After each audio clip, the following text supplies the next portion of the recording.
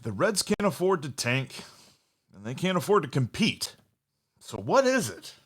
Why it's a consistent bet that ownership has made, and they've only won twice over the last 15 years that they've been steering the ship. We're going to break that down right here on today's Locked On Reds podcast. Thank you for joining me.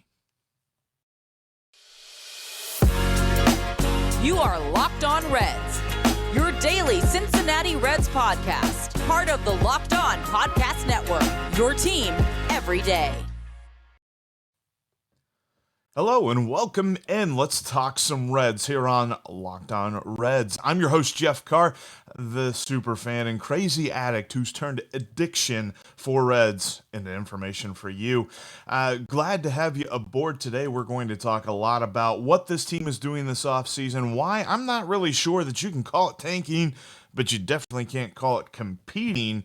And it all kind of stems, the Scott Boras quotes, we can revisit those here in a moment, but just kind of looking at what the Reds have planned compared to years in which they were actually successful during this regime of ownership. And it's funny because I noted this quick note from Major League Baseball, the news that just came down last night. The Pittsburgh Pirates have signed Jose Quintana. Now, say what you will about Jose Quintana, not necessarily the guy that he was a few years ago, but the Pittsburgh Pirates have made an addition before the Cincinnati Reds have. That seems backwards. That seems weird. Not really sure what's going on here. So let's get into it.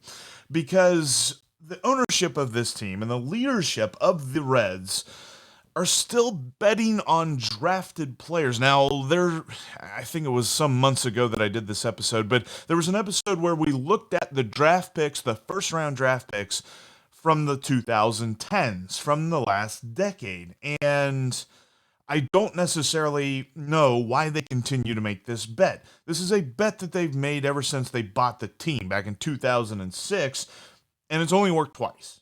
The Reds had all-world talent in Joey Votto, who was really coming into his prime in 2010 and in 2012, although he was hurt for a little bit there.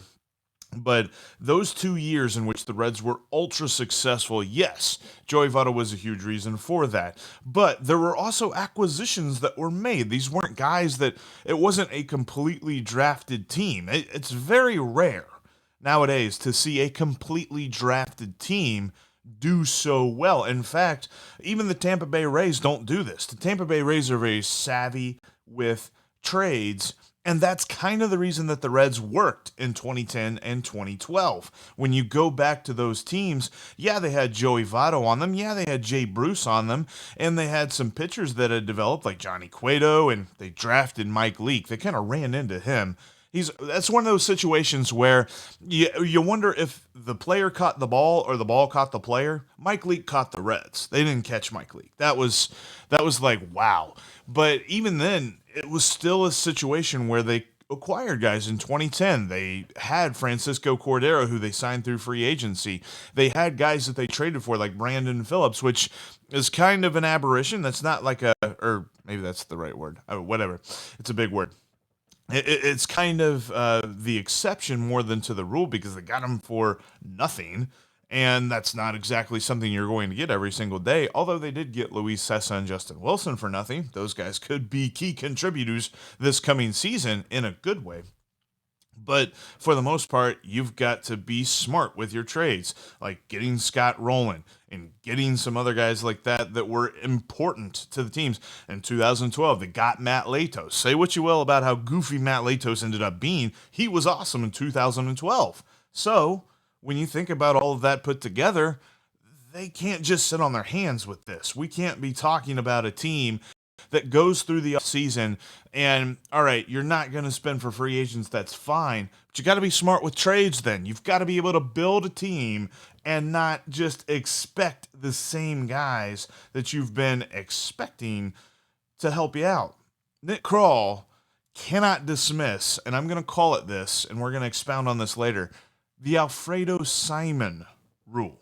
He has to be smart about the players that he has on this roster and the value that he could get for them and maybe flip them for something else. Maybe kind of revamp the roster a little bit with a trade.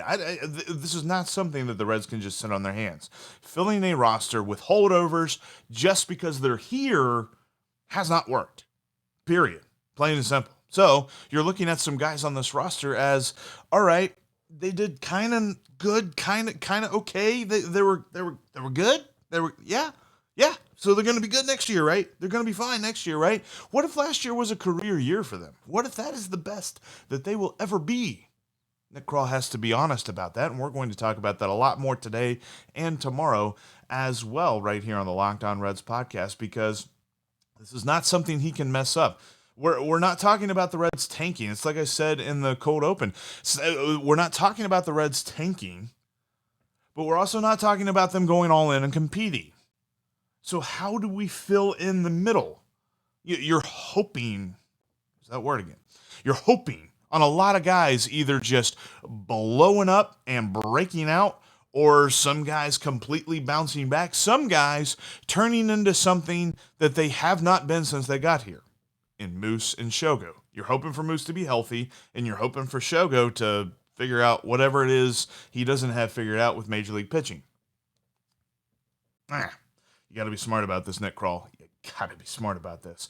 We'll keep talking about that here in just a minute. Before we talk about that, though, I want to tell you how to get your television together. It's DirecTV Stream. Head on over to directtv.com right now and get all of your favorite entertainment options under one television screen. Look, you probably got a profile for your movies. You've got some kind of streaming service to help you watch your favorite television shows. Maybe you've even got your best friend's login so that you can watch your live sports. You've got all of these different profiles, and whether you're talking about multiple payments through different streaming services, whether you're talking about multiple passwords that you've got to remember, or you just have to, awkwardly text your friend every so often, hey dude, what's your password for that one service? Yeah, I got logged out and I don't remember what it was. Yeah, stop all that. Go to directtv.com right now and look up DirecTV Stream. It's the best way to get every single thing, whether you're talking about live TV, live sports, on-demand movies, they've got news, they've got reality TV. Get it all under your television screen. It's 2021. Heck, it's almost 2022. Just fix it right now with DirecTV Stream. Go there today and sign up go to directtv.com today and sign up for DirecTV Stream. You got to have a compatible device, though, and contents vary by package. So let's keep talking about this because the Reds, and it's something that, revisiting the quotes that Scott Boras had. By the way, thanks for making me your hashtag first listen of the day.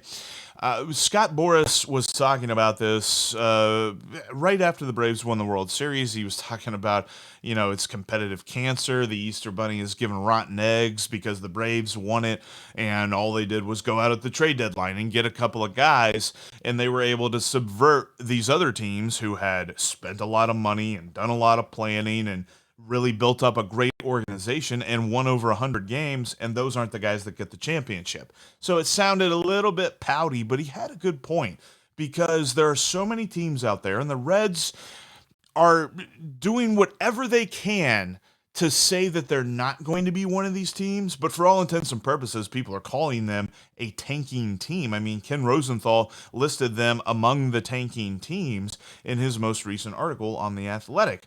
And whether or not you want to argue if that's true or if that's false, the point of the matter is the Reds aren't actively trying to get better through free agency, and they're telling teams in tandem that they are trying to realign payroll.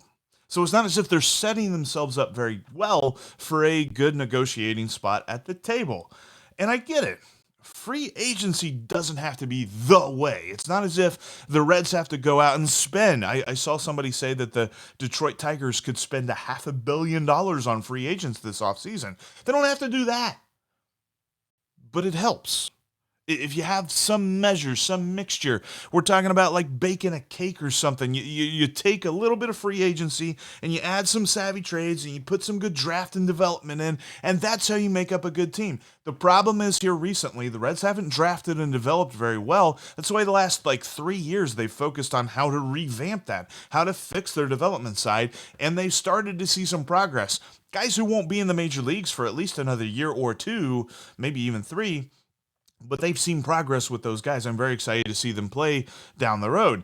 But because of that, we have come to this awkward point in 2022 where ownership no longer wants to pay for the free agents. They no longer want to splurge for winning. But the organization isn't ready to call up talented dudes to build a team around. So they've got to get this trade thing, and they got to kind of double it up on the recipe. Bartender, give me a double when it comes to good trades. They've got to figure this out, because when you talk about the idea that the Reds are just going to run out pretty much the same squad. In Bobby Nightingale's recent article in the Inquirer, he talks about how probably the only change on the positional side, like out in the diamond, not on the pitching mound, that the Reds will probably see is the departure of Nick Castellanos and somebody else replacing him. That means they are betting on every single person that they bet on last year that got them to where they were. Winning record, not playoffs. Okay, but how many of those guys peaked? How many of those guys gave you more than probably what they have in their entire career and won't give you any more next year? That is a fair question that Nick Krall absolutely has to answer. Something that I want to talk about more in depth. That's just something I want to mention today, but more in depth on tomorrow's podcast is how can you look at some different guys on this roster and say, yeah, that's probably the best we're going to get from him. But the one thing that the Reds can't do, and this was something that Bobby Nightingale said. He said it in regards to the bullpen, and it's not as if Bobby Nightingale is advocating for this. Bobby was on the show last week, in case you missed that. That was a great conversation. He's not advocating for this. He is reporting this based on what he is hearing from the front office. He said the Reds are likely to do the waiver thing again with the bullpen. Okay, he said it way more eloquently because he's a writer, and my mind is trying to understand things as I'm saying them right now. But when you're talking about what the Reds are looking at and their understanding of how they need to revamp their bullpen, guess what they're going to do? Exactly what they did last year. How'd that work? Not so great. That was pretty painful to watch, and there was a revolving door, kind of looked like the doors on a saloon when it came to the Reds bullpen this past season. They were in, they were out. Jose De Leon, in and out. You had so many guys like that, and I was about to start going through the list of them, and I don't want to do that. That's just, it's a Monday. I don't want to start my week off that way. But that's how he is reporting this. That's how he is seeing this. And he even mentioned this. This was something intriguing to me, is that the Reds were kind of in on Andrew Heaney. I'm sure you probably saw the news. Andrew Heaney is not a guy that's going to move the needle, hardly at all, if at all.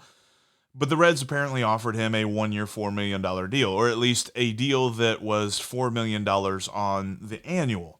He signed with the with the Dodgers for $8.5 million. So the Reds got outbid, but he also said pretty much anybody else in the league who offered Andrew Heaney money didn't offer him near as much as the Dodgers did. They just overpaid for him. So whatever, that's fine. It's nice to know that the Reds were at least in on a guy. That's nice. That's what they got to focus on. You can't just go on waivers. Like, look, I understand that you can find a diamond in the rough. I understand that the Reds got Tyler Naquin for nothing, but that's a guy that I want to explore in more depth. We've talked about Tyler Naquin quite a bit.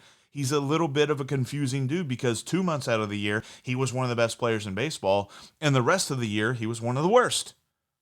So how do you measure that sort of success? Because to expect Tyler Naquin to grow on trees when it comes to waivers, not going to happen. Every team is doing, and this is the other thing too, when it comes to the idea of the Reds getting creative with their acquisitions, everybody in baseball is doing the whole 1-year prove-it deals. This is not something that the Reds can hang their hat on. Like, we figured out a way to improve our team without going crazy and spending a lot of money. We're going to take this guy who has had a pretty nice career, but maybe a couple of down years, and he's a free agent now, and he's trying to figure out what the rest of his career is going to look like. We're going to offer him a 1-year prove-it deal to come on in and prove it. Guess what? Everyone's doing that, including the teams that always spend money on guys. That's why Andrew Heaney got overpaid by the Dodgers, because the Dodgers are taking the idea of having all of the money in just a printing press where they just print more money and just buy whatever they want. And they're taking the other idea of 1-year prove-it deals that some smaller market teams have taken advantage of in the recent seasons, and they're putting that together. And they're going to buy teams like the Reds out of that idea. That idea is going to become extinct if it isn't already. So the Reds can't hang their hat on that. They've got to pivot and find something new. I think I have an idea on that. And we'll talk about that here in just a minute. Before we talk about that, though, I want to tell you about Built Bar. Built Bar is the amazing protein bar, the best on the market, that tastes like a candy bar. And when it comes to Thanksgiving, you're talking about desserts galore. You're talking about food galore. And maybe you don't want to have a 5th piece of pumpkin pie. Now, I'm probably going to, but maybe you want to be a little bit healthier. And you can do that with Built Bar, because Built Bar has up to 180 calories, but it's made with 100% real chocolate. So when you eat it, your mind's going to be thinking, boy, I'm getting that sweet fix. I'm eating a candy bar. I'm eating something that isn't healthy for you. But wait, it is. It's got up to 18 grams of protein, less than 4 grams of sugar, and 4 grams of fat. It is absolutely phenomenal when you're talking about Built Bar. Built Bar is also great because you can get some great deals at built.com. Use the promo code LOCKED15 to save 15% off your next order. And all throughout the month of November, they've got all different limited flavors coming in and out. They just had coconut brownie chunk, which I think is gone now. One of my favorites, one of the best Built Bars they ever made. And they have all sorts of things rotating in and out throughout the month. And this Friday, I can't believe it's this Friday already, but this Friday, Black Friday, they're going to have amazing deals as well. Check them out at built.com and use the promo code LOCKED15 at checkout to save 15% off your next order. All right, so the Reds got to get creative, but other teams that have more money than them, or at least want to spend more money than them, are trying to stifle them out of creativity. And not really stifle them. They're just trying to buy them out of that, because they're like, yeah, we want these players too. And these small market clubs are using these 1-year prove-it deals to lure them away from them. So let's talk about this. I'm going to call it the Alfredo Simon rule. And tomorrow we're going to explore more in depth some guys on this roster who the Reds could take advantage of this rule with. But I'm going to call it the Alfredo Simon rule. Now, do you remember what Alfredo Simon did in 2014? He was a starter. The Reds took him out of the bullpen, in which he was pretty good in 2013. He had an ERA in the 2s in the bullpen, and they're like, you know what? He could start. So they gave him 30 starts, and he had 196 innings pitched, and he had a 3.4 ERA. He was lighting the world on fire. But they knew that was probably the best he was going to get. So they flip him. They trade him to Detroit, and they get Eugenio Suarez. He goes up to Detroit, has an ERA over 5 for pretty much the entire year, has some injury problems as well, and the Reds get their third baseman of the future. Say nothing about what he's done these past 2 years. I think he's going to bounce back this coming season, but that's a later podcast topic. And when we look at Alfredo Simon, the Reds have to be honest with players on their roster like that. Alfredo Simon pitched well above his station, and he is a very talented dude. And like I mentioned, he was pretty darn good out of the bullpen for the Reds, and he pitched pretty well out of the bullpen for other teams, but he just never really put it all together the way that he did in 2014. And the Reds capitalized on that by trading him for a future star, a guy that, at least for a moment, we called the face of the franchise. He might have missed out on that now. He might have lost out to Jonathan India, but that's, again, another topic for another discussion. So the Reds need to look at this, because when it comes to next season, and they keep telling us, you know, the organization, draft, develop, we got to focus on what we have in-house, and that's how we're going to win, and that's how we're going to do it. Well, next season, Hunter Greene and Nick Lodolo are the only real consequential rookies that are going to give the Reds any amount of significant time. You look at some other guys like Austin Hendrick and Tyler Callahan, and you've got the guy who was just drafted last year, Matt McLean, who looks fantastic, and Graham Ashcraft, and those guys who make up like a big portion of the top prospects in this organization. They're probably 2 years away or 3 years away. Not guys who are going to make an impact this year. So, and I hate to admit this because as a fan, we don't want to admit this. We want them to win now. We want them to win as many games as they possibly can tomorrow. They're telling us they're not going to try that. So, understanding that this is the point that the Reds have made. This is the idea, the position that they've taken. You got to understand that this is what they're going to do. So I'm advocating for it right now. Reposition yourself for 2023. Yeah, I know that makes it sound like I want them to punt 2022 and I want them to tank. I don't. But I understand they're not going all in. They're not going to be the team that outbids other teams to keep Nick Castellanos. They're not going to be the team that goes out and signs Corey Seager or goes out and gets a big bat in the outfield that to add with Nick Castellanos. If they get Nick Castellanos, they're done. They're not going to do any more adding. They're going to probably trade some more people, actually, to make it work financially, whatever. So, with that all in mind, all right. Do yourself one hell of a trade for Luis Castillo. Do yourself a amazing franchise-altering and kind of reorganization, reflipping, whatever trade with Sonny Gray. Use those two guys to, okay, we'll maybe take a step back in 2022, but we're back in 2023. This cannot be a thing where they're saying, bear with us for 5 years. Bear with us for 6 years. We'll be competitive there soon. No, I don't want to see that. Give me a 1-year rebuild. That's it. 1 year. And you can do that with those two guys and maybe a couple of savvy moves that we're going to talk about tomorrow, the Alfredo Simon trade idea.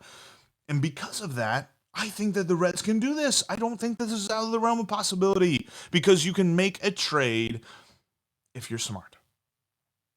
And that is where we can really evaluate Nick Krall. To this point, I've not been able to because he is just carrying out the wishes of ownership. And yes, it's kind of a bummer, and maybe that is a little bit of a mark against him, but for the most part, it's not his fault.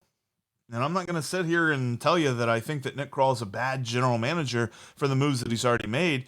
Ownership told him, here's your job, this is what you have to do. So he did it. That's what we all do. Your manager tells you you got a job, this is what you got to do, that's what you do, or else you don't keep your job. It's understandable. This is where Nick Krall can get creative. This is where Nick Krall can be judged. How does he reposition this team? Does he just leave the roster as is and expect them to get better? Because that will be something that we should give him a demerit for. Or is he smart with the trades? And that is where we need to focus. Because they're just not going to spend money. They've told us that. And we've got ideas for how they can still win and not spend money. We'll talk about that on tomorrow's podcast. I'm not advocating for them to do that. I am just a fan who understands. You guys know me. I am an optimistic Reds fan. When it comes to the Cincinnati Reds, I always think the best. Unless things are just obviously the worst, like when you waive Wade Miley and he goes to the Cubs. That sucks. But I am optimistic in most things. So I can understand how the Reds can at least try to compete through these new sets of rules that they themselves have set for themselves. Nobody else has told them that they can't spend money. They're the ones that are telling themselves that they can't spend money. So, as fans, we need to understand this is where they're coming from. Let's see what they can do with it. We'll talk about some ideas on that. Call it the Alfredo Simon rule and some ideas around that rule on tomorrow's podcast. But thank you so much for listening to today's podcast. If this is your first time, make sure that you're following me on your favorite app and subscribe right here on YouTube. Thanks for making me your hashtag first listen. Now, go make your second listen Locked On Bets, because your boy Q and Lee Sterling have got you covered when it comes to making some cash off your sports knowledge at betonline.ag. That's Locked On Bets, just like Locked On Reds, free and available wherever you get your podcast. Hey, it might be the off season, but we are Locked On Reds every single day.